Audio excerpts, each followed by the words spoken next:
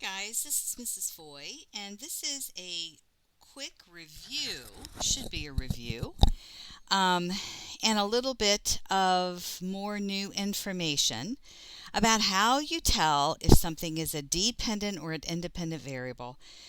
I know you're probably rolling your eyes going, yep, we've heard this before, but here's the thing, guys, it's going to be on every test that you take in science for basically the rest of your life.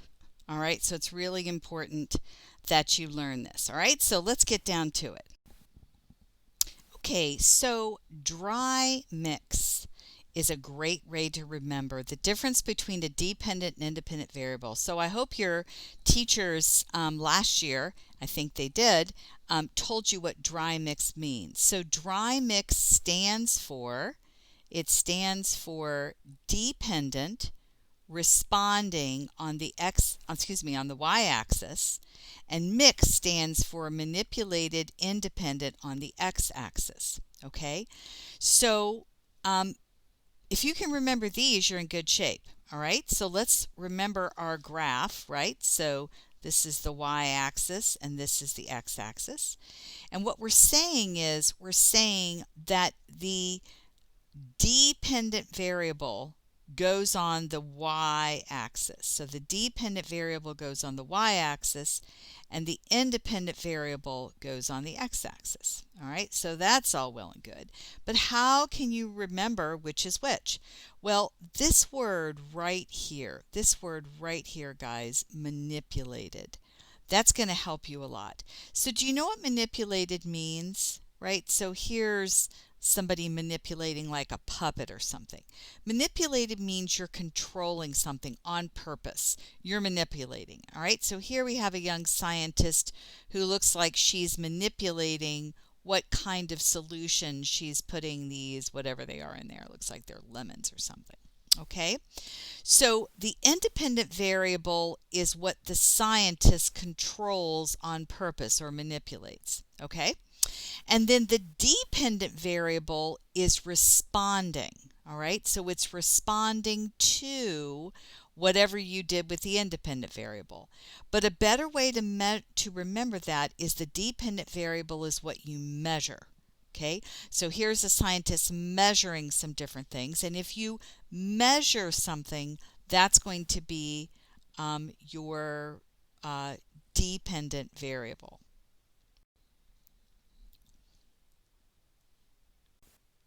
Okay, so here's a quick review. Dry mix, dependent, responding, y-axis, manipulated, independent on the x-axis. Okay, so remember that the x-axis is going to be, x is the mix, right? So that's what's manipulated. That's the independent variable. And the y-axis is what is responding or what you are measuring. Okay, that's really important. It's what the scientist is measuring, and that's your dependent variable. So a real quick review about the difference between a bar graph and a line graph. A bar graph is also called a column graph, and sometimes we use histograms, which is basically where there's no space between the different bars, but we don't use those very often in science, especially in the upper levels. We're really going to use line graphs a lot, okay? So a line graph is used to show continuous data, all right? So continuous data, like time, is usually a good one that we do, but it's going to be continuous data. And a bar graph or a column graph is when we use specific quantities of something that isn't continuous over time. So here's a great example of a double y-axis graph. So I bet you guys have made some of these. So here's an example of where you actually have two different things that you're measuring. So here the scientist was measuring precipitation in a bar graph form, but they were measuring temperature over here, and I have a legend here that's telling me which is which. So this is a double line graph and, a double y-axis line graph, and I'm going to ask you to make some of those for me as well this year. Okay, so variables. We've talked about this. Independent variable is what I, the scientist, am manipulating or changing on purpose, right? I'm manipulating it. The dependent variable is what I observe or what I'm measuring. But variables, we know we're supposed to control variables, right? We always talk about that. So basically, the variables that you control are everything except what you're manipulating, right? So everything except what you're manipulating on purpose with the independent variable, and what you're measuring is the dependent variable. So the control variables are everything else that you want to try to keep the same. All right, so let's see if we can figure this out. Here it looks like we're looking at an experiment where we're trying to figure out how the type of liquid that you give the plant affects its growth. All right, and so what I like to do is I like to find the dependent variable first. What am I measuring? Well, clearly I'm measuring the height. So the dependent variable in this experiment is the height of the plant. All right, and so the independent variable, what is being manipulated, right? What's being manipulated on purpose? Well, it looks like it's the kind of liquid that's being added, right? So this looks like juice and pop and soda. So that looks like what is being manipulated. What would be controlled? Well, it looks like my control group here is something that is going to be the least substance that you would think would affect. So in this case, it's probably water. But what are some other things that I would want to control? Well, I would want to control surely the type of the plant I would want to control. I would want to control the amount of sunlight, right? I would want to control the amount of fertilizer that I give the plant. I would want any of those things to affect my results because I'm trying to see if the liquid would affect it. How about the health of the plant, right? So I wouldn't want to pick some plants that look really sickly and another plant that looks healthy. So those would just be examples of controlled variables, variables that I would want to keep the same to make my experiment more scientific. All right, guys, so we're going to practice sketching a quick graph. If you were given some data in this experiment, what would your graph look like? So I'm going to make a little graph, and I got to figure out what is my x-axis and what is my y-axis. Well, my y-axis, again, I always do this first because it's what I'm measuring. And so this is going to be the height of the plant. All right, so I'm going to measure that in centimeters, and it's going to be some kind of numbers that I put over there. All right. So the x-axis is going to be what I am manipulating. This is going to be my independent variable, and in this case, it's the type of liquid. All right. But in this particular experiment, the type of liquid is not going to be a continuous, right? It's going to be discrete, right? So I had soda, and I think I had juice, and I had water, and I had whatever. Okay, so this is going to be some type of a bar graph. All right. So again, this is review. I know this was review for you, but it's good to review. So what's the difference between quantitative and qualitative data? Okay, so quantitative data, quantity, think of quantity. This would be a number. Okay, anything that you measure with a number is quantitative data. Everything else is a qualitative data, all right? So a qualitative data where you use one of your senses to observe the result. In other words, this is going to be non-numerical, right? So it's not going to be a number, all right? So, for example, if I was measuring the temperature of a chemical reaction, that would be in degrees. So that would be a quantitative data.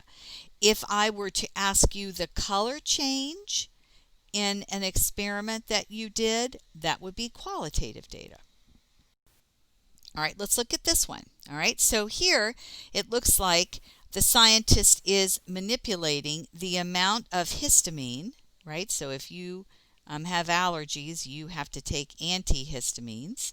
All right. So let's say that you're taking this drug, and what am I controlling? All right, and what am I measuring? Well, here what I am measuring is how drowsy somebody is. Okay, so how sleepy the medicine is making them. What am I, the scientist, manipulating? I am manipulating the amount of the histamine, the amount of the drug that I'm giving. That's what I'm controlling. What I'm measuring is how drowsy the person is, right? So clearly, what I am measuring is not a numerical data. So clearly, this is qualitative data, right? How drowsy. So maybe you're asking somebody on a scale of 1 to 5, how sleepy are you, or something like that. So let's get an example of what kind of variables. Well, the first thing we would want to control, so maybe in our control group for this experiment, maybe we'd give the person a sugar pill or a placebo. All right, so maybe that's what I would have in my control group. What about other variables? What about other variables that I would want to control? Well, surely I bet the time of day that I did this experiment, like not right after lunch on a hot summer day. There's another one. Temperature. Probably the age of the participant, right? And I probably would want to make sure that those participants aren't on any other kind of medication. So those would all be examples of other variables that we would want to control in this experiment. All right, guys. So let's sketch out what our graph might look like here. All right. So I've got my x-axis, I've got my y-axis, and on my y-axis is what I'm measuring. Right. So we said we're measuring how drowsy the person is. Right. And this is going to be qualitative data. Qualitative data. Right. No, there's no quantity. So maybe I might ask. I might make a scale, right? So 1 means, super awake, and maybe 5 of here means, I'm basically sleeping, okay? So something like that, all right? And then X would be, what am I controlling? Well, I'm controlling, milligrams of the histamine, or I'm controlling the number of tablets, right? And so probably, let's make it easy. Number of tablets, okay, of these histamine tablets. So this is going to be 1, 2, 3, 4, say. All right. So this is probably going to be discrete data, right? So I'm probably going to make this into a bar graph, right? Because there's no in between 1 or 2 tablets, so it's going to be discrete data. All right, looks like we're still going with the theme of sleepiness here, all right? So here's an experiment where we're looking at our test scores impacted by the amount of time that a student slept the night before a test, okay? So again, what do I like to measure first? I like to measure the dependent variable first. What is the scientist measuring? So the scientists are measuring here test scores, right? So did you get an A, B, C, or an F, or whatever, all right? What is the independent variable? What is the scientist manipulating? Well, in this case, it's going to be the amount of sleep, okay, the amount of sleep. And so what we're trying to figure out is again, is the independent variable affecting the dependent variable, right? So we're saying, is the dependent variable responding? Is it responding to the independent variable? Does the amount of sleep cause a response in test scores? All right. So our control group here, well, our control group, I don't know.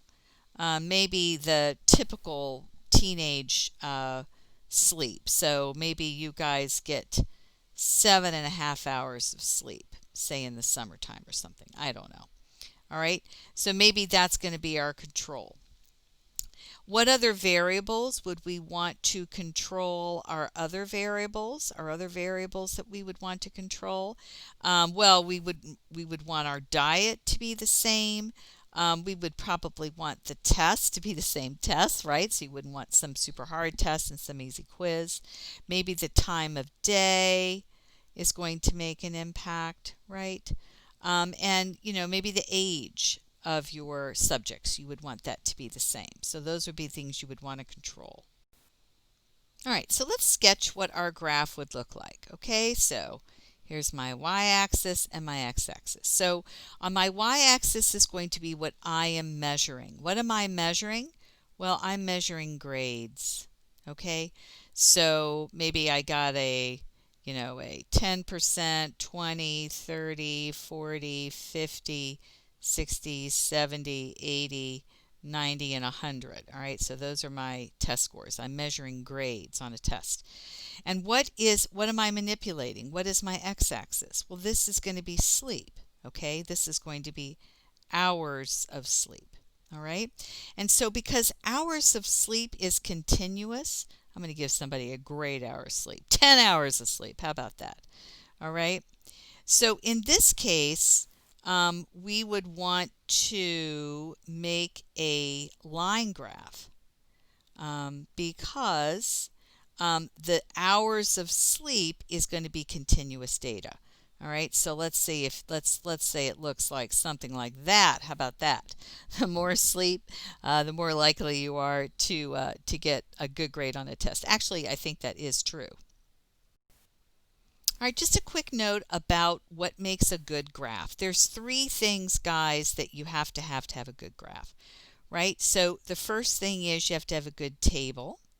The second thing is that you have to label your axes and you have to have units, okay? So you have to have some type of abbreviation that tells you what your numbers mean. And then you need a legend. In this particular graph, I don't need a legend. But if I had, say, a double y-axis graph, or if I needed to label what these particular things were, then I would use a legend. All right, so this is a poor graph. Can you see what it is missing? All right, so let's see. It looks like I have a legend. I've got a line graph here.